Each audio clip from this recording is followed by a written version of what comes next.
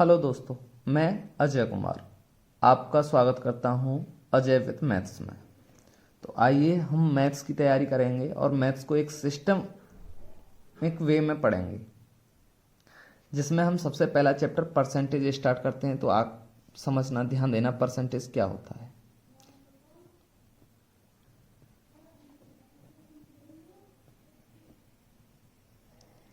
Percentage, देखो percentage नाम से ही पता चलता है कि परसेंटेज कहना क्या जाता है। परसेंटेज यानी प्रति, सेंट का मतलब होता है 100, यानी कोई भी वैल्यू अगर 100 पर कैलकुलेट की जाए उसे हम परसेंटेज कहते हैं। कोई भी वैल्यू जो 100 पर कैलकुलेट की जाती है उसे हम परसेंटेज कहते हैं। और इसका साइन जो होता है वो इस तरह से होता है। तो परसेंटेज को अगर आप ध्यान से देखोगे तो परसेंटेज का मतलब क्या है कि आप जब भी कोई भी परसेंटेज कैलकुलेट करोगे तो वो एक भिन्न होगी, या तो हम उसे भिन्न में पढ़ेंगे या उसके साइन के फॉर्म में पढ़ेंगे। तो इस वजह से हम कह सकते हैं कि कोई भी भिन्न किसका काम करती है, तुलना करने का काम करती है। तो परसेंटेज जो होती है वो तुलना करने के लिए होती है।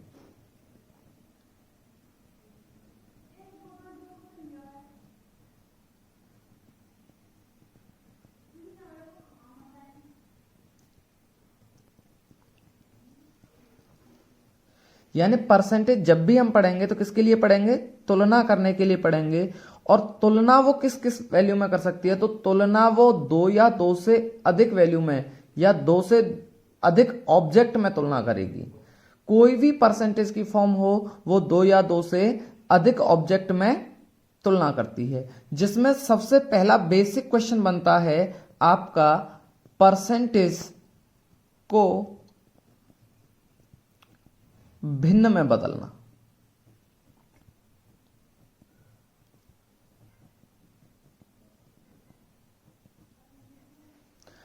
परसेंटेज को जब भी हम कभी भी भिन्न में बदलेंगे तो क्वेश्चन जैसे मान लो दिया हुआ है कि आपका A% है, तो मान लीजिए यहां A कोई संख्या होगी और परसेंटेज का जो साइन है वो हमने बताया है कि 2 ही फॉर्म होंगी, या तो परसेंटेज की फॉर्म में होगा या वो भिन्न की फॉर्म में होगा। तो जैसे A% है, इसे अगर हमें भिन्न में बदलना है तो A इंटू परसेंटेज का मतलब अभी मैंने आपको बताया है ऊपर 1/100 होता है। जब हम इसकी कैलकुलेशन करेंगे तो जो भी संख्या कैलकुलेशन आएगी A/100। तो हमें जब भी कभी भी कोई भी फॉर्म को भिन्न में बनाना है तो हम हमेशा ध्यान रखेंगे कि उस वैल्यू को हम बटे 100 से भाग देंगे, यानी 100 से भाग देना होगा। जैसे मान लो मैंने लिखा 40%, तो 40% का मतलब 40/100। इसकी अगर हम कैलकुलेशन करते हैं तो 4/10। अभी भी इसकी कैलकुलेशन हो जाएगी ये 2/5। तो इसका देखो परसेंटेज फॉर्म कितना है 40। अगर इसी परसेंटेज फॉर्म के भिन्न की बात करें तो कितना होगा 2/5।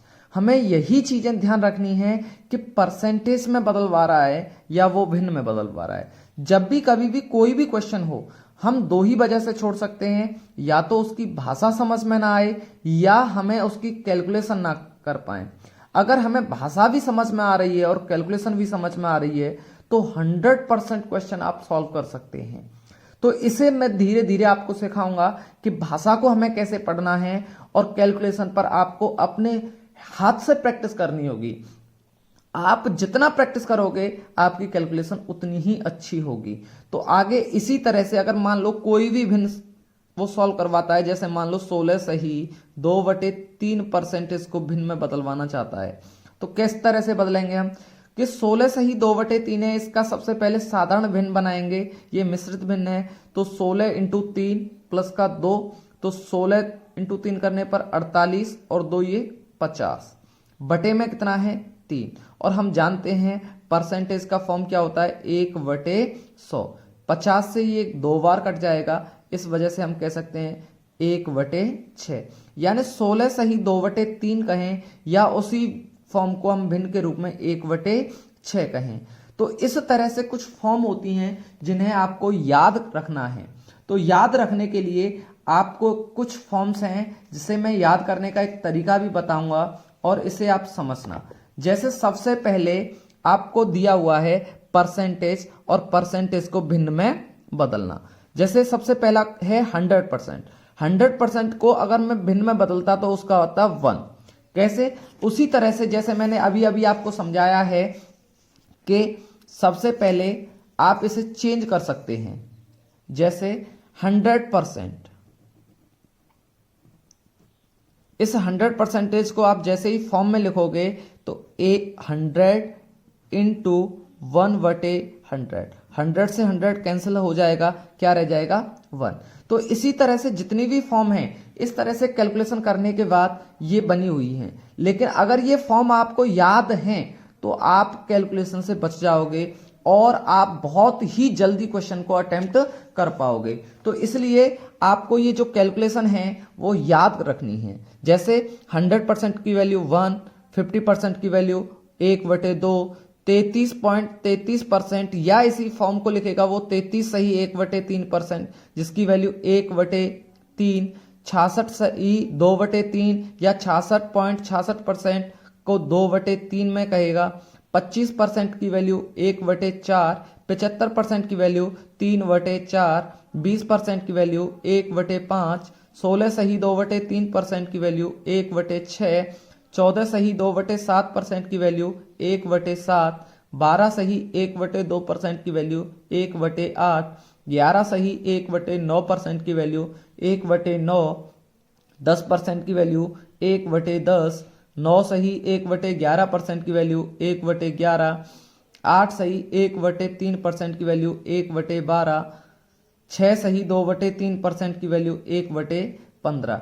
इस तरह से आप सारी वैल्यू याद कर सकते हैं। और इसमें अगर याद रखना चाहें तो एक वैल्यू और आती है जिसे हम 6 सही 1/4%, जिसे हम कहते हैं 1/16। तो ये फॉर्म आपको याद रखनी है। देखो, याद करना बहुत ही आसान है। जैसे जैसे आप क्वेश्चन करोगे तब आपको ये सारी वैल्यू याद हो जाएंगी। लेकिन फिर भी जब भी आप परसेंटेज का चैप्टर पढ़ें तो उससे पहले एक बार इन्हें रिवाइज कर लें। रिवाइज करने के बाद आप इनको 2-3 बार जब लगाओगे तो आपको ये सारी फॉर्म्स जो हैं वो याद हो जाएंगी, सारी भिन्न जितनी भी हैं। अब कुछ फॉर्म्स इसमें ऐसी हैं कि उसे समझने के लिए आप एक ट्रिक के रूप में यूज कर सकते हैं कुछ बेसिक नॉलेज। जैसे यहां देखो 33 सही 1/3% है, इसमें 3 के अलावा कोई भी शब्द नहीं दिख रहा है। 33, 33, 33, 13। तो देखो पीछे वाली वैल्यू 1/3 वही वैल्यू तो ली गई है। यहां देखो 6666 लेकिन 66, जब आपको 66 दिया हुआ है तो पीछे वाली फॉर्म 2/3 वही ली गई है। यहां देखो 16 सही 2/3 में 1 और 6 दिख रहा है और उसके साथ 2/3। तो देखो 2/3 आपको यहां दिख रहा है, 2/3 यहां दिख रहा है, लेकिन यहां 666 आ रहा है, यहां 1 और 6 आ रहा है। तो हमने यहां तो पीछे वाली वैल्यू 2/3, लेकिन यहां सामने वाली वैल्यू 1/6 ली हुई है। यहां देखो अपॉन में 7 है तो 7 आएगा, यहां 2 है तो 2 का आधा 1 आएगा। इसी तरह से आगे भी वैल्यू होती है इसकी, जिसे मैं आपको बनाना सिखाऊंगा। अब देखो यहां 14 का टेबल है तो उसमें 1/7 ही रहेगा।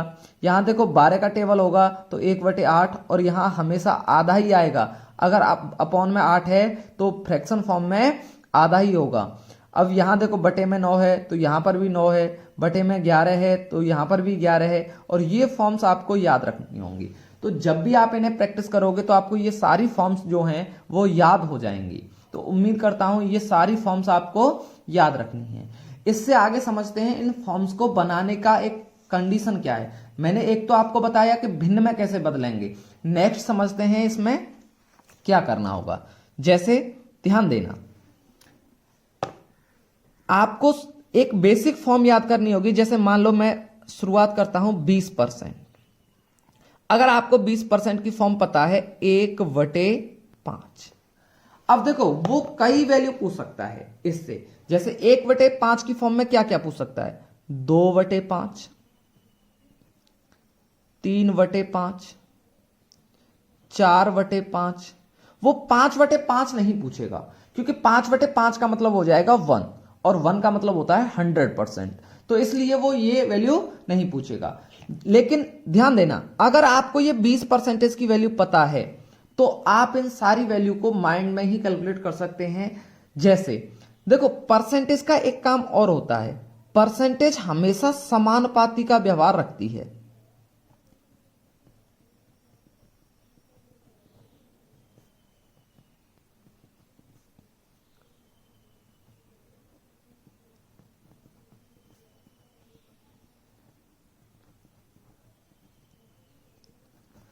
परसेंटेज हमेशा समानुपाती का व्यवहार रखती है, इसलिए आपको ध्यान रखना होगा। जैसे क्वेश्चन में समझने के लिए मैंने कहा 10%, अगर 10% की वैल्यू 20 है और मैं आपसे कहूं कि बताइए 20% की वैल्यू क्या होगी, तो यहां से यहां क्या हो रहा है, गुना हो रहा है। कितना गुना हो रहा है, 2 गुना।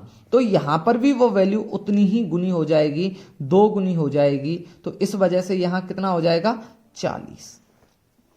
तो परसेंटेज समानुपाती का व्यवहार करती है, इस वजह से हम कह सकते हैं कि कोई भी फ्रैक्शन दी गई हो, अगर हमें एक फ्रैक्शन याद है तो उससे हम उतना ही व्यवहार में बना सकते हैं। जैसे देखो, यहां से इसका कितना गुना हुआ है, 2 गुना। देखो बटे में तो सेम है, अगर मैं यहां इंटू 2 कर दूं तो 2/5 हो जाएगा। तो 20 का 2 गुना 40। तो इसकी वैल्यू जो होगी 2/5 की वैल्यू वो 40% होगी, 2 गुना हो जाएगी। देखो ये कितना गुना है, 3 गुना, एक का 3 गुना, तो इसका भी 3 गुना हो जाएगा, यानी 3/5 की वैल्यू जो होगी वो 60% हो जाएगी। इसी तरह से यहां देखो 4/5, 4/5 यानी कितना गुना है, एक का 4 गुना, तो यहां पर ये 4/5 जो होगा वो 40% की वैल्यू भी 80%, 40 गुना हो जाए, 4 गुना हो जाएगी 80% की वैल्यू। तो इस तरह से आप सारी वैल्यू को कैलकुलेट कर सकते हो। जैसे नेक्स्ट, अगर मैं बात करूं आपसे 12 सही 1/2%, तो हमने अभी अभी पढ़ा है 12 सही 1/2% किसके बराबर होगा, तो देखो 12 सही 1/2% 1/8 के बराबर होगा। तो मैं यहां लिख सकता हूं ये वैल्यू किसके बराबर होगी, 1/8। तो आप देखो, क्या वो कभी भी आपसे 2/8 पूछ सकता है, तो देखो 2/8 वो नहीं पूछेगा। क्यों, क्योंकि 2/8 1/4 के बराबर होता है, और 1/4 की वैल्यू हमें याद होती है 25%। तो वो क्या पूछेगा, 3/8। अब देखो 3/8 इसका कितना गुना है, 3 गुना है, तो इधर भी 3 गुना हो जाएगा। तो 12 का 3 गुना कितना हो जाएगा, 36, प्लस, क्योंकि इसके सही बटे की फॉर्म के बीच में होता है प्लस का साइन, और इसका 3 गुना करेंगे तो 3/2। अब देखो 3/2, हमेशा जब भी भिन्न में कोई भी संख्या दी गई हो तो उसका जो न्यूमरेटर अंश होता है वो हमेशा डिनोमिनेटर हर से छोटा होता है। तो 2 का जब हम डिवाइड करेंगे इसमें तो 36 प्लस 1 सही 1/2, ये इसमें जुड़ जाएगा, तो हम इसे लिख सकते हैं 37 सही 1/2। तो 3/8 की वैल्यू जो होगी वो 37 सही 1/2 हो जाएगी। अब देखो वो 4/2 नहीं पूछेगा, क्या पूछेगा आपसे, 5/8, सॉरी 4/2 नहीं, 4/8 नहीं पूछेगा, क्योंकि उसकी वैल्यू 1/2 हो जाएगी। तो वो पूछेगा 5/8। तो हमें कितना गुना करना होगा इसका, 5 गुना। अब देखो हम डायरेक्ट करेंगे, तो इसका 5 गुना कितना होगा, 60, प्लस अब इसका 5 गुना करने पर ये कितना होगा, 5/2। 5/2 का मतलब क्या होगा, 2.5, 2.5, जिसे हम 2 सही 1/2, तो कितना हो जाएगा, 62 सही 1/2%। तो इस तरह से आप सारी कैलकुलेशन कर सकते हैं, क्योंकि परसेंटेज जो होगा वो समानुपाती के व्यवहार में काम करेगा। किसके व्यवहार में काम करेगा, समानुपाती के। तो इसी तरह से हम एक टेबल समझते हैं, जिसके आधार पर आपको कुछ क्वेश्चन मिलेंगे। कुछ क्वेश्चन में और समझाऊंगा आपको, जो ध्यान देना। जैसे सबसे पहला एक टेबल मैं बना रहा हूं, जैसे मान लो एक टेबल दी हुई है आपको, और मैंने कहा अगर 100% आपको 500 के बराबर दिया गया है, जैसे मैं कहूं कि 100% 500 के बराबर है, तो अगर मैं आपसे पूछना चाहूं कि 50% बताइए, तो क्या कभी भी आपको कैलकुलेशन करनी होगी, नहीं करनी होगी। क्यों, क्योंकि हमें पता है कि समानुपाती व्यवहार में रखना होता है जो भी वैल्यू होती है परसेंटेज की। तो यहां देखो परसेंटेज से परसेंटेज में क्या किया गया है, आधा किया गया है, यानी 1/2 2, तो इधर भी 1/2 हो जाएगा, तो कितना हो जाएगा 250। हमें देखते ही आंसर मिलेगा, कभी भी इसकी कैलकुलेशन नहीं करनी होगी। जैसे अगर मैं आपसे पूछता 25% की वैल्यू क्या होगी, तो 25% की वैल्यू हम तुरंत पता कर सकते हैं। 50 का आधा है 25, तो इधर भी ये भी आधा हो जाएगा 125, 125। नेक्स्ट देखो, अगर मैं यहां आपसे 10% की वैल्यू पूछूं, तो 10% की वैल्यू क्या होगी, तो देखो इसका 10वां भाग ही तो है। अगर इस संख्या में मैं 10 का भाग दे दूंगा तभी तो 10 आएगा, तो इधर भी हम 10 से भाग देंगे तो पीछे से एक जीरो हट जाएगा, यानी 50। अगर मैं यहां 5% की वैल्यू पूछूं, तो देखो 10 का आधा है 5, तो यहां 50 का आधा हो जाएगा 25। अगर मैं आपसे 1% की वैल्यू पूछूं, तो 1% की वैल्यू क्या होगी, तो देखो यहां 100 का भाग दिया होगा, तो इसमें भी 100 का भाग देंगे, तो पीछे से 2 पॉइंट लगाएंगे, 100 का भाग 2 जीरो हट जाएंगी, तो इसलिए ये क्या हो जाएगा 5। तो इस तरह से इस बेसिक चार्ट को अगर आप ध्यान रखोगे, तो क्वेश्चन जब भी आएगा वो इनके मिडिल में आएगा। जब भी कोई भी क्वेश्चन पूछेगा वो इनके मिडिल में पूछेगा, कभी भी कोई भी क्वेश्चन बने। तो आपको वैल्यू क्या क्या ध्यान रखनी है, सबसे ज्यादा 1% निकालना अच्छे से आना चाहिए, और दूसरा आपको 10% समझ में आना चाहिए। जब 10% निकालेंगे तो पीछे से एक अंक छोड़कर पॉइंट लगाएंगे, लेकिन जब हम 1% निकालेंगे तो पीछे से 2 अंक छोड़कर पॉइंट लगाएंगे।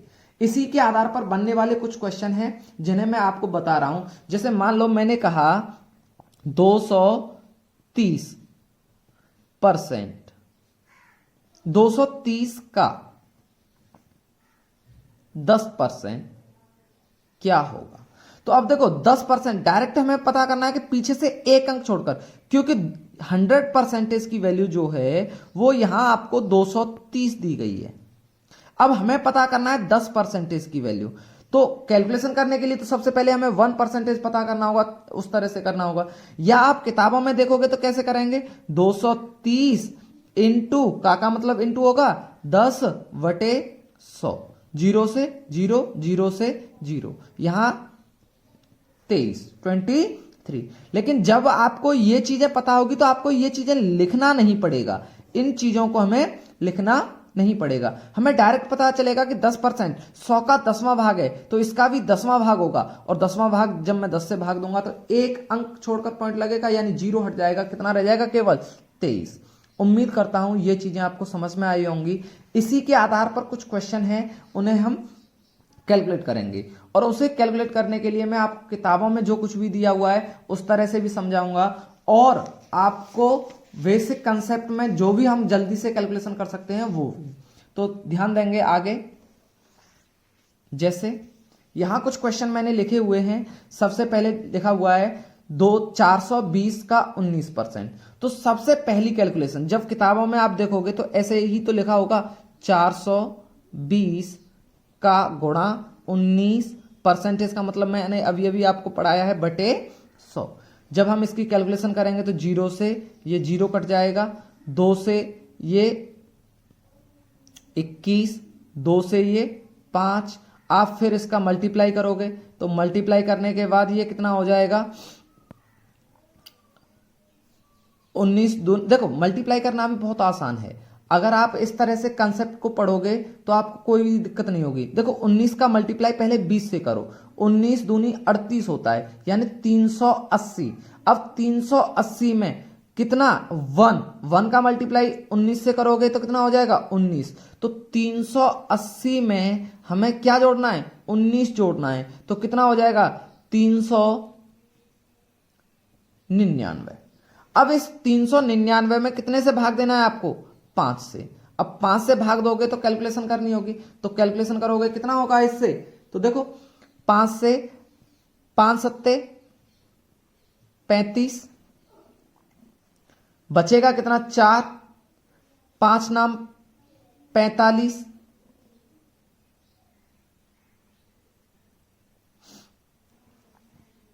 45 बचेगा कितना 4, 5 अट्ठे 40, और यही हमारी कैलकुलेशन हो जाएगी। तो इस तरह से आप सारी कैलकुलेशन कर सकते हैं। उम्मीद करता हूं इतना आपको समझ में आया होगा। तो अब देखो इसी चीज को हम डायरेक्ट कैसे करेंगे समझना। पहले मैं पूरा कंसेप्ट समझा रहा हूं। 420 कितने के बराबर होगा? 100%। हमें सबसे पहले वैल्यू निकालनी होगी 10%। तो 10% कितना होगा? 42। हम डायरेक्ट कह सकते हैं क्योंकि अभी अभी हमने चार्ट के फॉर्म में पढ़ा है। अगर 10% 42 है तो क्यों ना हम इस 19% को ऐसे लिख लें 20% माइनस 1%। अब देखो 20% क्या होगा? 10 का 2 गुना, तो इसका भी 2 गुना होगा और 2 गुना करेंगे तो ये कितना हो जाएगा? 84। माइनस करना है कितना? 1%, तो इसका 1% कितना होगा? 4.2, क्योंकि 2 अंक बाद पॉइंट लगेगा 1% के लिए। तो 4.2 को जब हम माइनस करेंगे तो क्या ध्यान रखना होगा? तो हमें ध्यान रखना होगा कि इसमें से हम डायरेक्ट 5 कम कर देंगे। 5 कम करने के बाद देखो पॉइंट में घटाना थोड़ा कैलकुलेशन के लिए टिपिकल होगा, तो इसलिए हम सिंपल फॉर्म में घटाएंगे। तो जैसे ही मैं इससे 5 कम करूंगा कितना आएगा? 79। अब कितना ज्यादा लिया है? तो यहां 5 लिया हुआ है, लेकिन यहां जो छोड़ा हुआ है वो 8 ही तो है, क्योंकि 0.2 तो है मेरे पास 10 के लिए। क्या चाहिए मुझे? 0.8 और चाहिए, तो जो एक्स्ट्रा हमने लिया हुआ है उसे और लिख देंगे, तो 79.8 ये आपका आंसर हो जाएगा।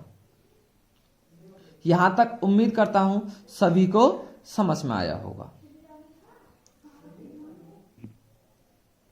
तो उम्मीद करता हूं ये क्वेश्चन समझ में आया होगा। देखो इसी क्वेश्चन को दूसरे तरीके से कैसे लिख सकते हो आसान वे में।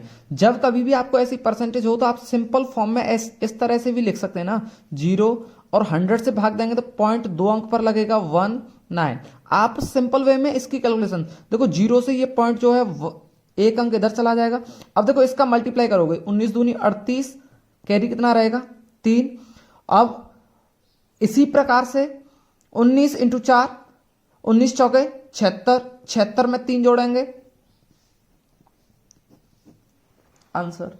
तो आपको सिंपल फॉर्म में देखो इस तरह से करना बेकार है, या तो आप इस वे में करें या आप इस वे में। अब देखो इस वे में भी ये और ये कंसेप्ट आपको बार बार नहीं लिखने हैं, आपको डायरेक्ट क्वेश्चन लिखना है। जैसे नेक्स्ट क्वेश्चन मैं आपको समझा रहा हूं, ये दिया हुआ है 515 का 31%। तो सबसे पहले 515 का हम 10% ध्यान देंगे, तो 10% कितना होगा? 51.5। अब इसका 30% निकालना है, तो 3 गुना 10% का 3 गुना 30% होगा। तो देखो अब मल्टीप्लाई करना अभी आसान होगा आपको। 15, 3 और 1 कैरी जो था 4 और 3 इंटू 5 15 यहां हो गया। लेकिन देखो यहां 1% और है, तो प्लस का 1% कितना होगा? तो 5.15। तो इतना आप ऐड कर दोगे, 5.15 ऐड करोगे तो 56.951 आंसर। या आप इसी फॉर्म को ऐसे भी लिख सकते हो, इंटू 0.31, इसका मल्टीप्लाई कर लो। देखो इस मल्टीप्लाई को भी आप एक लाइन में कर सकते हो, इसके लिए आपको मैं मल्टीप्लाई करना बताऊंगा कैसे कर सकते हैं। देखो 1 का मल्टीप्लाई करो 5 से, तो 5। अब देखो इस 1 को आगे वाले से मल्टीप्लाई करते चलो, और जो दूसरा अंक है उसका पीछे वाले से मल्टीप्लाई, तो 1 इंटू 1 1 ही होगा, 3 इंटू 5 15 होगा, 15 और 1 जुड़ेगा तो कितना हो जाएगा? 16। कैरी कितना रहा? 1। अब 1 का मल्टीप्लाई आगे वाले से करेंगे तो ये कितना हो जाएगा? 5, और 3 का मल्टीप्लाई इससे करेंगे, 5 और 3 कितना हो जाएगा? 8, और एक कैरी था 9। अब 3 का मल्टीप्लाई, क्योंकि 1 का मल्टीप्लाई तो सभी से हो गया, 3 का मल्टीप्लाई नहीं हुआ है 5 से, इसका भी मल्टीप्लाई कर देंगे, एक ही लाइन में आंसर हो जाएगा आपका। अब नीचे दिए हुए ये 2 क्वेश्चन जो हैं वो आपको स्वयं सॉल्व करने हैं। यहां तक आपको प्रैक्टिस करनी है। ये क्वेश्चन जितने भी कराए हैं या जितना भी मैंने आपको समझाया, इसे 2 बार जरूर देखें, आपको 100% समझ में आ जाएगा। और परसेंटेज का बेसिक यही होता है। अगर आपने ये चीज समझ ली तो इसके बाद कैलकुलेशन तो आपको करनी है, भाषा मैं समझाऊंगा। 101% आप 100 क्वेश्चन में से 100 क्वेश्चन करने लगोगे परसेंटेज के, ये मेरी गारंटी।